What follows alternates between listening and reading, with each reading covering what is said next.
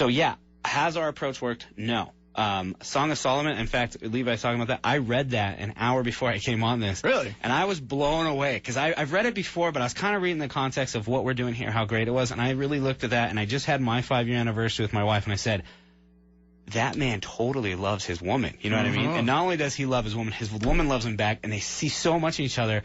And it's like, I wish, and I said at the time, I wish the high schoolers, even mid-schoolers, could see how much their parents love each other in that way, how much they can have that at one time. And really, if they blow it, they could still have it.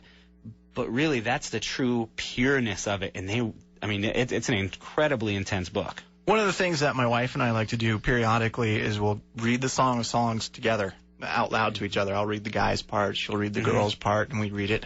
And it's just really nice to know that God would include something like that in His Word, saying, yeah, this is amazing. I created this. Enjoy it. I didn't make rules to ruin your fun. I made rules so that it would be more fun.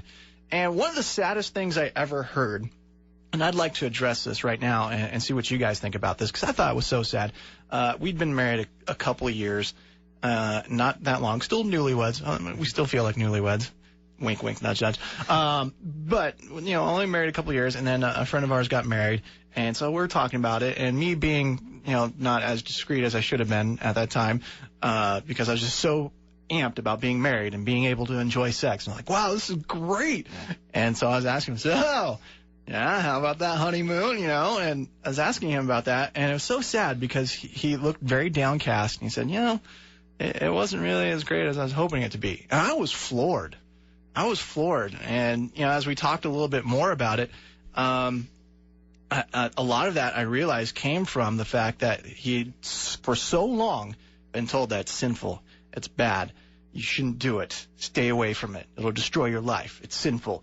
When you have sex, you sin. And that had been so ingrained with him that now that he was married, he couldn't really enjoy it. And that blew me away, that's a person would feel that way. And I felt kind of guilty for enjoying sex so much when this guy was feeling so bad about it.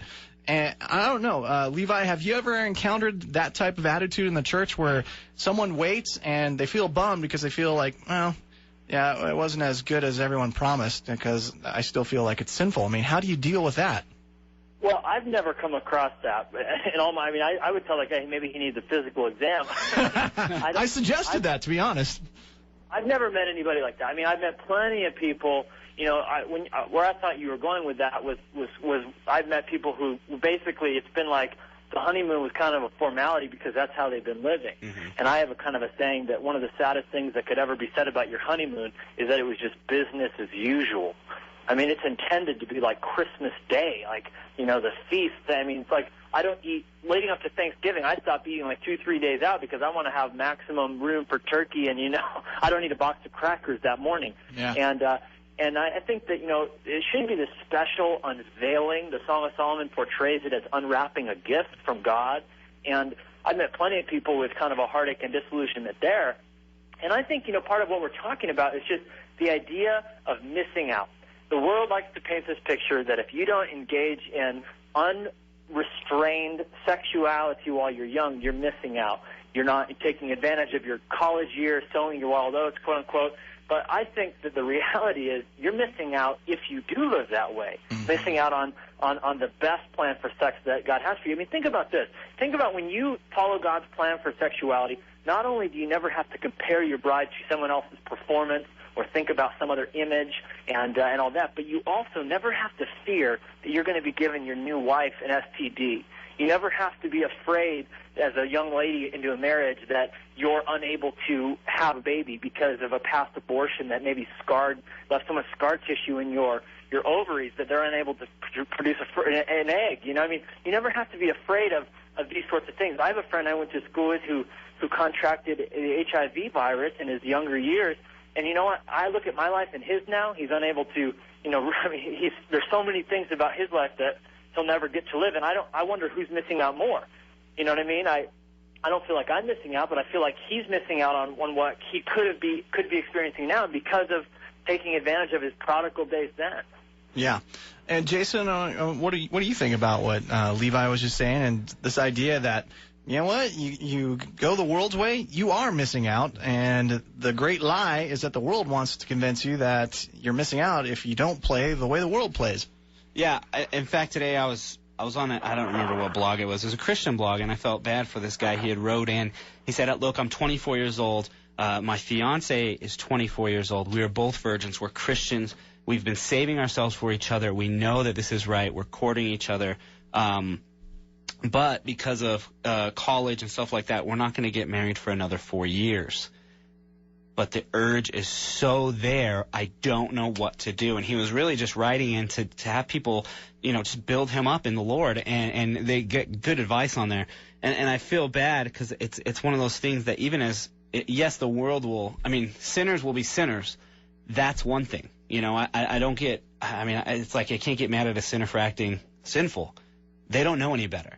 But when you see it in the church, this temptation that, like, I have to do it, and it almost made, this guy kind of made it sound like, hey, I'm 24, I'm almost past my prime. And I'm thinking, like, hey, I'm 29, man, I'm going to hit my prime hopefully in the next 10 years, you know what I mean? And it's really sad the way that America portrays sex as a young man's game. And you have to do it. You got to start in high school. That way in college, you've really got it down, and you can, hit the ground running and take care of business. And it's one of those things that I fell right into that trap. Hey, yeah, this is it. And now I look back. I'm 29. I'm not that old.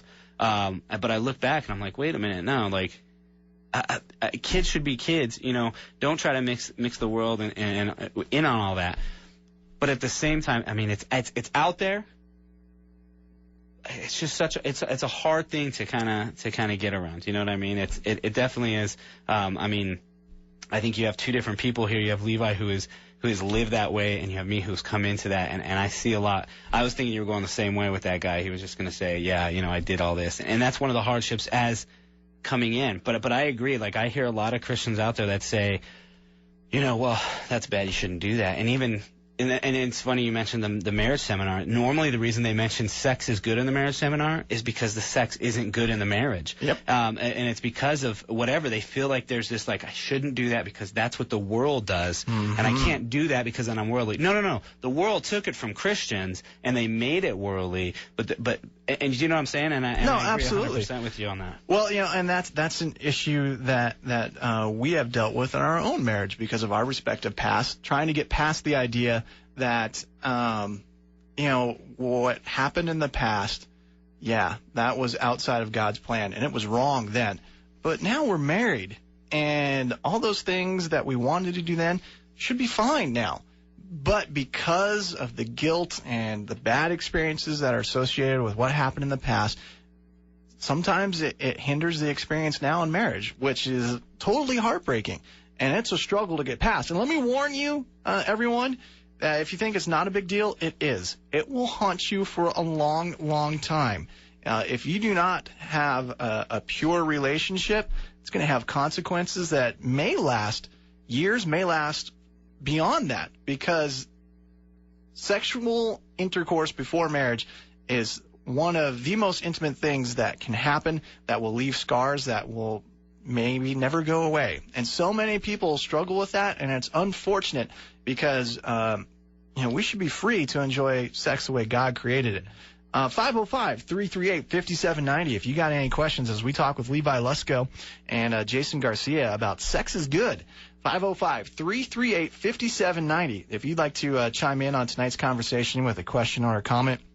And guys, let's ask the big question. Since we're talking about the world took it from us and they made it their own, and now Christians don't know what to do. Well, let's ask the question that a lot of people are shy to ask. Well, then what's okay after you're married when it comes to sex? What are the limitations? Because I know a lot of people feel, like Jason just pointed out, well, I can't do certain things because that's the way the world has sex, and so it's dirty, and I can only have sex a certain way. Well, how do we address that? Levi, do you want to go first on that? Sure. The book of Hebrews says the marriage bed is undefiled, and so, really the married couple has the promise that their bodies are no longer their own. So my body belongs to my wife for her pleasure, and vice versa. And so, there's no limits to what we can